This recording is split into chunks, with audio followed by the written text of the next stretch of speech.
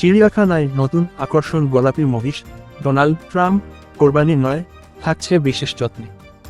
দর্শক, সামাজিক যোগাযোগ মাধ্যমে ভাইরাল হওয়া সেই গোলাপি মহিষ, ডোনাল্ড ট্রাম্পকে ঘিরে এসেছে নতুন খবর। কোরবানির ঈদকে সামনে রেখে আলোচনার কেন্দ্রে থাকা এই ব্যতিক্রমী মহিষটিকে শেষ পর্যন্ত কোরবানি দেওয়া হচ্ছে না, বরং প্রাণিসম্পদ অধিদপ্তরের উদ্যোগে তাকে নেওয়া হচ্ছে চিড়িয়াখানায়। ফলে দর্শনার্থীদের জন্য এটি হতে যাচ্ছে নতুন এক আকর্ষণ। ব্যতিক্রমী রং এবং বিশাল আকৃতির কারণে কয়েক সপ্তাহ ধরেই আলোচনায় ছিল গোলাপি মহিষ, ডোনাল্ড ট্রাম্প। দেশের বিভিন্ন প্রান্ত থেকে মানুষ তাকে দেখতে ভিড় জমায়।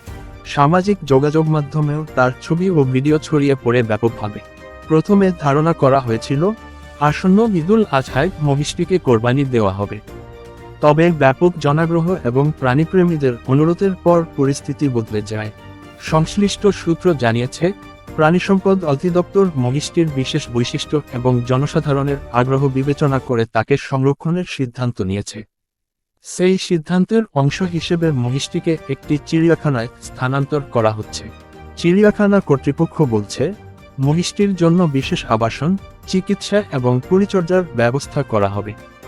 দর্শনার্থীরা খুব কাছ থেকে এই বিরল প্রাণীটিকে দেখতে পারবেন। এদিকে এই সিদ্ধান্তের সন্তোষ প্রকাশ করেছেন অনেক দর্শনার্থী ও প্রাণীপ্রেমী। তাদের মতে, এমন ব্যতিক্রমী প্রাণী সংরক্ষণ করা হলে ভবিষ্যৎ প্রজন্ম তা দেখার সুযোগ পাবে।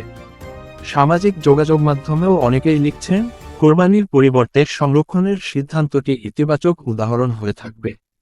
তবে কেউ কেউ আবার বিষয়টি নিয়ে ভিন্ন মতও প্রকাশ করেছেন। সব মিলিয়ে ভাইরাল গোলাপি মহিষ, ডোনাল্ড ট্রাম্পকে ঘিরে নতুন এই সিদ্ধান্ত দেশজুড়ে আলোচনার জন্ম দিয়েছে। কোরবানির পশু হিসেবে নয়, বরং চিড়িয়াখানার বিশেষ আকর্ষণ হিসেবে এখন নতুন পরিচয় পেতে যাচ্ছে এই মহিষ। এর বিষয়ে আপনার মতামত কি? কমেন্ট করে জানাতে ভুলবেন না।